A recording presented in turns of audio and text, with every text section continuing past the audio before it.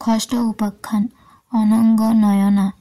ষষ্ঠ দিনা ৰজা ভোজে যেতিয়া সিংহাসনত বহিবলৈ আগবাঢ়িছিল, সেইদিনাও ৰজাৰ ভৰি স্পৰ্শত ষষ্ঠ পুতলাৰূপী অনঙ্গনয়না নামৰ গন্ধৰ্ব কন্যাই মাত লগালে, হে মহাৰাজ, আপুনি এতিয়াও ৰজা বিক্ৰমাদিত্যৰ সমকক্ষ হোৱা নাই। এতিয়া আৰু এটা তেওঁৰ বিষয়ে কাহিনী শুনক। যদিও আপুনি তেওঁৰ দৰে সমকক্ষ বুলি ভাবিছে, তেন্তে সিংহাসনত বহিব পাৰে। ৰজা ভোজ আগ্ৰহ প্ৰকাশ কৰাত পুতলাটোৱে কাহিনীটো আৰম্ভ কৰিলে।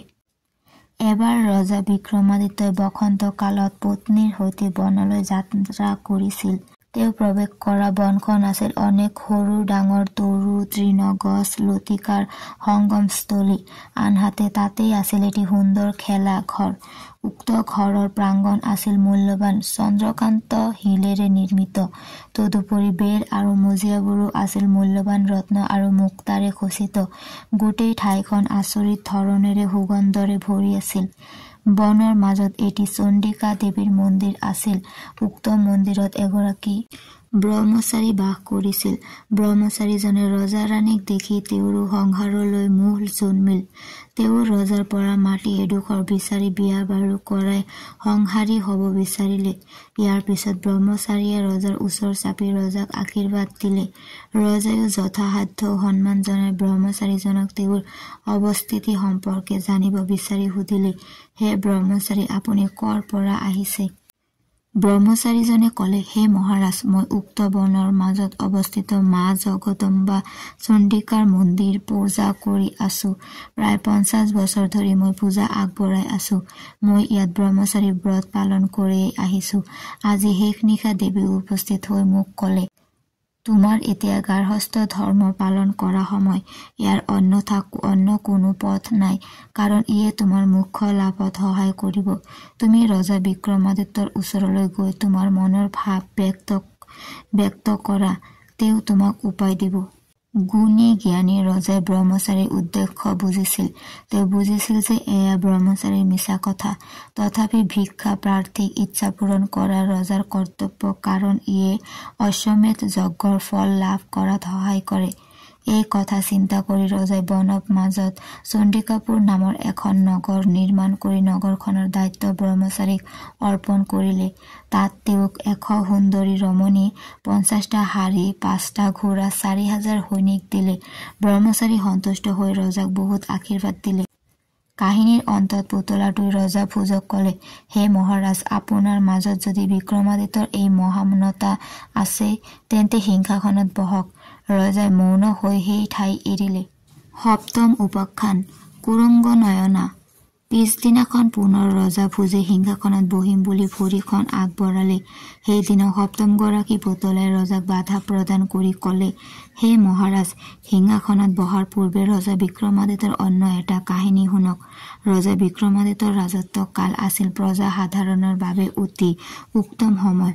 ৰজা ৰাজবিষয়া পুৰোহিত পণ্ডিত ব্ৰাহ্মণ আদি সকলোৱে নিজ নিজ কৰ্তব্য পালন কৰিছিল। লোভৰ পৰা সকলোৱে মুক্ত আছিল। মানৱৰ সকলো গুণ প্ৰজা সাধাৰণৰ মাজত দেখা গৈছিল। ৰাজ অনুগ্ৰহত প্ৰজা সাধাৰণৰ সুখ সমৃদ্ধি অসীম আছিল। ৰজা বিক্ৰমাদিত্যৰ সেইখন ৰাজ্যতে ধনত নামৰ এজন সদাগৰ আছিল। তেওঁৰ অপাৰ ধন সোণ আছিল। অৱশ্য হঠাৎ এইজন সদাগৰৰ বিষয় বাসনাৰ পৰা বৈৰাগ্য ভাৱ জন্মিছিল। তেওঁ বুজিছিল যে আকাশৰ মেঘৰ দৰে ধন দৌলত সা সম্পদ আদি সকলো অস্থায়ী অসাৰ। কেৱল ধৰ্মহে জগতৰ সাৰ। ধৰ্ম মানৱৰ শ্ৰেষ্ঠ বন্ধু। তেওঁ ভাবিবলৈ ললে যে ধাৰ্মিকতকৈ জগতত সুখী আৰু বিদ্বান লোক কোনো হব নোৱাৰে। সেই ভাবি তেওঁ ধৰ্ম সংগ্ৰহৰ বাবে বেদজ্ঞ ব্ৰাহ্মণসকলক আহ্বান কৰি বিভিন্ন ধৰণৰ দান, যেনে বিদ্যাদান, ভূমিদান, কন্যাদান আদিৰ দৰে দানবোৰ সুপাত্ৰ দান কৰিবলৈ আৰম্ভ কৰিলে। এই সকলোবোৰ কৰাৰ পিছত তেওঁ ভাবিলে যে ইয়াৰ সুফল লাভ হব যদিহে তেওঁ শ্ৰীকৃষ্ণক দৰ্শন কৰে। মনে মনে এই চিন্তা কৰি সদাগৰ দ্বাৰকা অভিমুখে ৰাওনা হল। গৈ তেওঁ সাগৰৰ পাৰত উপস্থিত হৈ বহুতকে প্ৰচুৰ অৰ্থ দান কৰিলে। সেইসকলৰ লগত ধৰ্ম সম্বন্ধীয় আলোচনা কৰিলে। সেইখিনি সময়ৰ ভিতৰত তেওঁ সাগৰৰ মাজত পৰ্বতৰ ওপৰত এটা মন্দিৰ দেখা পালে। তেওঁ সেই মন্দিৰলৈ গৈ দেৱী ভুৱনেশ্বৰীক ভক্তি চিত্তে পূজা অৰ্চনা কৰিলে। এই পূজা অৰ্চনাৰ মাজতে তেওঁ দেখিলে যে তাত এহাল নৰনাৰীৰ দেহ পৰি আছে। দুয়োটা দেহৰ পৰা মূৰ দুটা বিচ্ছিন্ন আছিল। দেহ দুটাৰ ঠিক কাষতে থকা বেৰত লিখা আছিল, যিয়ে তেওঁৰ ডিঙিৰ পৰা ওলোৱা ৰক্তৰে দেৱী ভুৱনেশ্বৰীৰ পূজা কৰিব পাৰে, তেতিয়াহে সেই পূজাৰ ফলত নৰনাৰী হাল পুনৰ্জীৱিত হ'ব। বেৰৰ কথাখিনিয়ে সদাগৰক আচৰিত কৰিলে। তেওঁ অলপো সময় নকৰি দ্বাৰকালৈ গ'ল আৰু তাত শ্ৰীকৃষ্ণক সাক্ষাৎ কৰি সাষ্টাংগিক প্ৰণিপাত জনাই প্ৰাৰ্থনা কৰিলে। তাৰ পিছত তেওঁ পুনৰ নগৰ অভিমুখে গতি কৰিলে। নগৰত উপস্থিত হৈ তেওঁ আত্মীয় স্বজনক শ্ৰীকৃষ্ণৰ প্ৰসাদ বিতৰণ কৰিলে। ইয়াৰ পিছত কিছু মূল্যৱান উপহাৰ আৰু প্ৰসাদ লৈ ৰাজপ্ৰসাদত উপস্থিত হ'ল। ৰজাই সদাগৰৰ খা খবৰ লৈ যাত্ৰাকালত ঘটা বিশেষ ঘটনা সম্পৰ্কে জানিব খুজিলে। সদাগৰে দেখিল অহা মন্দিৰ, সেই মন্দিৰত পৰি থকা মূৰহীন নৰনাৰী দেহ দুটা আৰু লিখি থোৱা কথাখিনি কৈ শুনালে। ৰজাই কথাখিনি শুনাৰ অন্তত আচৰিত হৈ সদাগৰৰ লগত সেই মন্দিৰত উপস্থিত হ'ল। তাত তেওঁ ছিন্ন মূৰ দুটা আৰু নৰনাৰীহালক দেখিলে। বেৰত লিখি থোৱা কথাখিনি পঢ়ি ৰজাই দেৱীৰ নাম স্মৰণ কৰি হাতত তৰোৱাল লৈ ডিঙিত আঘাত কৰিবলৈ উদ্যত হ'ল। তেতিয়া তৎমুহূৰ্ততে দেহ দুটা আগৰ অৱস্থালৈ আহি জীৱিত হ'ল। দেৱীয়ে ৰজাৰ হাতৰ পৰা তৰোৱালখন কাঢ়ি লৈ ক'লে, হে ৰাজন, তোমাৰ কৰ্মই মোক সন্তুষ্ট কৰিছে। তোমাক কি বৰ লাগে কোৱা। বিক্ৰমাদিত্যই ক'লে, হে দেৱী, তুমি যদি সঁচাই মোৰ ওপৰত সন্তুষ্ট হৈছা, তেন্তে এই দম্পতীৰ ৰাজ্য দান কৰা। দেৱীয়ে ৰজাৰ কথা ৰাখিলে। ৰজাই ধনত মহাজনৰ সৈতে ৰাজ্যলৈ উভতিল। কাহিনীৰ অন্তত পুতলাই ৰজাক ক'লে, আপুনি এনেকুৱা গুণৰ অধিকাৰী হ'ব পাৰিছে যদি সিংহাসন অধিকাৰ কৰক। ৰজাই উত্তৰ নিদি অহা বাটে উলটিল। অষ্টম উপাখ্যান লাৱণ্যৱতী। অলৌকিক সিংহাসনৰ লোভে পুনৰ ৰজাক সিংহাসনৰ ওচৰলৈ টানি আনিছিল। সিংহাসনত বহিবৰ আয়োজন কৰাৰ লগে লগে পুনৰ ৮ নম্বৰ পুতলা লাৱণ্যৱতী ৰজা ভোজক ক'লে, হে ৰাজন, সিংহাসন আৰোহণ কৰাৰ পূৰ্বে অন্য এটা কাহিনী শুনক। ৰজা বিক্ৰমাদিত্যই প্ৰজাৰ সুখ দুখ অভাৱ অভিযোগৰ বাৰ্তা ৰাখিবলৈ কিছুমান চৰ নিয়োগ কৰিছিল। সেই চৰসকলে ডাঁৰৰ বাতৰি দ্বাৰে ৰজাক দি আছিল। এবাৰ কেইজনমান চৰকে আহি ৰজাক ক'লে, কাশ্মীৰ ৰাজ্যত এজন ধনৱান হাউদে লক্ষ্মীনাৰায়ণৰ শয়ন গৃহৰ বাবে এটা প্ৰকাণ্ড পুখুৰী খান্দি এতিয়া পানীৰ বাবে হাহাকাৰ কৰি আছে। বিফল মনোৰথ লৈ তেওঁ দীঘল দীঘল হুমুনিয়াহ কাঢ়িছে। সদাগৰৰ চিন্তাৰ মাজতে তেওঁ হঠাৎ দৈৱবাণী শুনিলে যে সদাগৰৰ সেই হতাশা সিদিনাই দূৰ হ'ব, যিদিনা সেই পুখুৰীত কোনোবা ৩২ লক্ষণযুক্ত পুৰুষৰ ডিঙিৰ ৰক্ত পৰি পুখুৰীৰ পানী সিক্ত হ'ব। এই দৈৱবাণী শুনাৰ পিছত সদাগৰে ঘোষণা দিছে যে যিজনে তেওঁৰ ডিঙিৰ তেজেৰে পুখুৰীৰ মাটি সিক্ত কৰিব, তেওঁক ৩০ কলহ সোণৰ মুদ্ৰা দিয়া হ'ব। এই ঘোষণায়ো কোনো এজনক আকৰ্ষিত কৰিব পৰা নাই, কাৰণ ডিঙিৰ তেজ দিবলৈ কোনেও সাহস নকৰে। চৰৰ মুখৰ কথাই ৰজাৰ মন সেই লক্ষ্মীনাৰায়ণৰ মন্দিৰলৈ আকৰ্ষিত কৰিলে। তেওঁ তাত উপস্থিত হৈ নিজৰ স্বাৰ্থৰ কথা নাভাবি দেশ আৰু জনতাৰ কথা ভাবি ৰক্ত দিবলৈ সাজু হ'ল।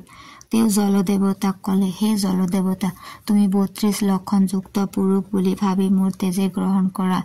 এই বুলি কৈ হাতত খড়গ তুলি ল'লে। লগে লগে দেৱী জগদম্বাই ৰজাৰ হাতত ধৰি বাধা দি ক'লে, তোমাৰ বীৰত্ব আৰু পৰোপকাৰ গুণত মই মুগ্ধ হৈছো। কি বৰ লাগে কোৱা। ৰজা বিক্ৰমাদিত্যই ক'লে, হে দেৱী, তুমি যদি সঁচাই মোৰ ওপৰত সুপ্ৰসন্ন হৈছা, তেতিয়াহ'লে পুখুৰীটো পানীৰে উপচাই দিয়া। দেৱীয়ে ক'লে, তোমাৰ মতেই হ'ব। কাহিনীৰ অন্তত লাৱণ্যৱতী নামৰ পুতলাটোই ৰজা ভোজক ক'লে, হে ৰাজন, বিক্ৰমাদিত্যৰ দৰে তুমি ইমান পৰোপকাৰী হ'ব পাৰিছানে? যদি আছে, সিংহাসনত বহা। ৰজা ভোজে কোনো উত্তৰ নিদি সেই ঠাই ত্যাগ কৰিলে। নৱম উপাখ্যান কামকলিকা। নৱম দিনাও একে ঘটনা ঘটিল। ৰজা কামকলিকা নামৰ পুতলাটোৱে বাধা দি ক'লে, আপুনি সিংহাসন আৰোহণ কৰাৰ পূৰ্বে মই ক'ব বিচৰা কাহিনীটো শুনক। ৰজা বিক্ৰমাদিত্যৰ ৰাজসভাৰ প্ৰধানমন্ত্ৰীগৰাকীৰ নাম আছিল ভূতি, উপমন্ত্ৰীগৰাকীৰ নাম আছিল গোবিন্দ, সেনাপতিজনৰ নাম চন্দ্ৰশেখৰ আৰু পুৰোহিতজনৰ নাম ত্ৰিবিক্ৰম। এই পুৰোহিতজনৰ পুত্ৰ কমলাকৰ বৰবিলাসী আছিল। পুৰোহিতজনে পুত্ৰৰ স্বভাৱত অনিষ্ট হৈ কৈছিল, তুমি ব্ৰাহ্মণ কুলৰ বাবে অনুপযুক্ত, ব্ৰাহ্মণ হৈও অব্ৰাহ্মণৰ আচৰণ কৰা, কেৱল খোৱা আৰু পিন্ধাৰ নামত সময় খৰচ কৰি অমূল্য সময়বোৰ নষ্ট কৰিছা, বিদ্যা অৰ্জনৰ মূল নুবুজিলা। উচ্চ বংশত জন্মিলেও এই জীৱন বৃদ্ধা যদিহে বিদ্যা অৰ্জন নকৰা। দেউতাকৰ কথাই তাক ভীষণ অনুশোচনা কৰিবলৈ বাধ্য কৰালে। সি প্ৰতিজ্ঞা কৰিলে যে যেতিয়ালৈকে সি সৰ্বগুণত ভূষিত হ'ব নোৱাৰে তেতিয়ালৈকে পিতৃৰ মুখ নাচায়। পিছদিনা কমলাকৰ কাশ্মীৰ অভিমুখে গৈ তাত চন্দ্ৰমৌলি ভট্ট নামৰ পণ্ডিত এজনক লগ ধৰি মনৰ ইচ্ছা ব্যক্ত কৰিলে। গুৰু চন্দ্ৰমৌলি কমলাকৰক বিদ্যামান কৰিবলৈ সন্মত হল আৰু কমলাকৰো পৰম আনন্দিত হৈ একাগ্ৰচিত্তে নিজৰ চেষ্টাত ব্ৰতী হল। এনেদৰে গুৰু সেৱা শিক্ষা গ্ৰহণ আদি কৰোঁতে অনেক দিন পাৰ হল। এদিন গুৰুৱে তেওঁক দয়া কৰি হিত হাৰচত মন্ত্ৰৰ উপদেশ দিলে। সেই উপদেশৰ দ্বাৰা কমলাকৰ সৰ্বজ্ঞ হৈ গুৰুৰ অনুমতি লৈ নিজ গৃহলৈ গমন কৰিলে। যাত্ৰাকালত কমলাকৰ কাঞ্চী নগৰত উপস্থিত হল। সেই নগৰৰ ৰজা আছিল মহেন্দ্ৰ সেন। সেই নগৰতে নৰমোহিনী নামৰ বাৰংগনা আছিল। সেইগৰাকী ৰূপৱতী বাৰংগনাত যিজনে দেখে তেওঁৱে উন্মাদ হৈ পৰিছিল। আনহাতে সংগ লাভৰ চেষ্টা চলোৱাৰ জনক বিদ্যাচলত থকা এক ৰাক্ষসে তেজপান কৰি মাৰি পেলায়। কমলাকৰে এই ঘটনা জনাৰ পিছত তাত নৰৈ পোনে পোনে নিজ ঘৰলৈ গল। ঘৰত পিতৃ মাতৃহঁতে বহুদিনৰ মূৰত পুতেকক লগ পাই আনন্দিত হল। দ্বিতীয় দিনা কমলাকৰ দেউতাকৰ সৈতে ৰাজভৱনলৈ গল আৰু ৰজাক প্ৰণাম জনাই নিজৰ বিদ্যা প্ৰদৰ্শন কৰিলে। ৰজা বিক্ৰমাদিত্যই নানা উপহাৰ দি দেশ বিদেশৰ বতৰা সুধিলে। কমলাকৰে বিভিন্ন খা খবৰ দিয়াৰ মাজতে কাঞ্চী নগৰৰ সেই অদ্ভুত ঘটনাটোৰ কথাও কলে। ৰজা বিক্ৰমাদিত্যই কমলাকৰৰ পৰা সকলো কথাৰ আঁতিগুৰি লৈ তাক ঘৰলৈ যাবলৈ দিলে। তাৰ পিছত অন্য এদিন কমলাকৰক লগত লৈ কাঞ্চী নগৰলৈ যাত্ৰা কৰিলে। তাত তেওঁ নৰমোহিনীক সাক্ষাৎ দি এৰাতি থকাৰ ইচ্ছা প্ৰকাশ কৰিলে। ৰজাৰ উপস্থিতত নৰমোহিনীয়ে পৰম সন্তুষ্টি বোধ কৰিলে আৰু তেওঁক যথাসাধ্য সেৱা শুশ্ৰূষা কৰি কলে, মহাৰাজ, আজি মোৰ জীৱন ধন্য হল। আপোনাৰ আগমনে মোৰ গৃহৰ পবিত্ৰতা বৃদ্ধি কৰিলে। আজি আপুনি মোৰ গৃহত ভোজন কৰিব লাগিব। ৰজাই আহাৰ গ্ৰহণৰ ইচ্ছা প্ৰকাশ নকৰিলে। নিশাৰ ভাগত নৰমোহিনী টোপনিত পৰিল যদিও ৰজা সাৰে থাকিল। হঠাৎ তেওঁ ৰাক্ষসৰ আগমনৰ শব্দ শুনি এঠাইত সাজু হল। ৰাক্ষস কোঠাত প্ৰৱেশ কৰাৰ সময়ত এটা মাত্ৰ চাকি জ্বলি উঠিল। পিছত ৰজাই অতৰ্কিতে আক্ৰমণ কৰি ৰাক্ষসক বধ কৰিলে। পিছত যেতিয়া নৰমোহিনীয়ে ৰাক্ষসক মৃত অৱস্থাত পৰি থকা দেখে তেতিয়া আচৰিত হয়। ৰজাৰ এনে চমৎকাৰী কৰ্মই নৰমোহিনীক পৰম শান্তি প্ৰদান কৰে। তেওঁ ৰজাক বহুত বহুত ধন্যবাদ জনাই কয়, হে মহাৰাজ, আপুনি অনুমতি দিলে মই আপোনাক অনুসৰণ কৰিম। আপোনাৰ সকলো আদেশ পালন কৰিম। মই প্ৰস্তুত।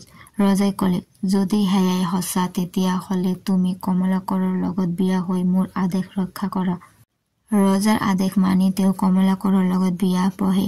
পিছত ৰজা বিক্ৰমাদিত্যই উজ্জয়িনীলৈ উভতি আহে। কাহিনীটোৰ অন্তত পুতলাটোৰ ৰজা ভোজক কলে, যদি আপুনি বিক্ৰমাদিত্যৰ দৰে এনেকুৱা গুণৰ অধিকাৰী হব পাৰিছে তেতিয়াহলে সিংহাসনত বহক। ৰজা ভোজে মৌন হৈ সেই ঠাই ত্যাগ কৰিলে। দশম উপাখ্যান চণ্ডিকা। দশম দিনা ভোজ ৰজা ব্যৰ্থ হল, কাৰণ দশম পুতলা চণ্ডিকাই অন্য এটা কাহিনী কবলৈ জীৱন্ত সাজেৰে ৰজাৰ সন্মুখত উপস্থিত হল। তেওঁ ৰজাক কলে, প্ৰথমতে মহাৰাজ কাহিনীটো শুনক, পিছত সিংহাসনত বহিব। ৰজাই অনুমতি দিলে। পুতলা। এদিন বিক্ৰমাদিত্য ৰজাৰ ৰাজ্যত এজন যোগী আহি উপস্থিত হল। ৰজাই ভুলৈ গম পালে যে এই যোগীজনে নজনা বিদ্যা একো নাই। সকলো বিদ্যাতে তেওঁ পাৰদৰ্শী। ৰজাই এজন পুৰোহিত পঠিয়াই তেওঁক আমন্ত্ৰণ জনালে। যথাসময়ত যোগীজন ৰাজসভাত উপস্থিত হৈ কলে, হে মহাৰাজ, আপুনি যদি মন্ত্ৰ সাধনা কৰে তেতিয়াহলে সেই মন্ত্ৰই আপোনাক জৰা মৰণৰ ৰক্ষা কৰিব। ৰজাই কলে, আপুনি তেনে মন্ত্ৰ মোক শিকাই দিয়ক। যোগীজনে ৰজাক মন্ত্ৰটো শিকাই দি কলে, ব্ৰহ্মচাৰী ব্ৰত পালন কৰি এবছৰ মন্ত্ৰ জপ আৰু দুবৰি বনৰ দ্বাৰা মন্ত্ৰ জপৰ পিছত 10 ভাগৰ এভাগ হোমৰ জুইত দিব। যেতিয়া পূৰ্ণাহুতি দিব তেতিয়া হোমকুণ্ডৰ পৰা এজন সিদ্ধ পুৰুষ হাতত ফল লৈ আবিৰ্ভাৱ হৈ সেই ফল আপোনাক প্ৰদান কৰিব। সেই ফল খালে জৰা মৃত্যু নাথাকিব।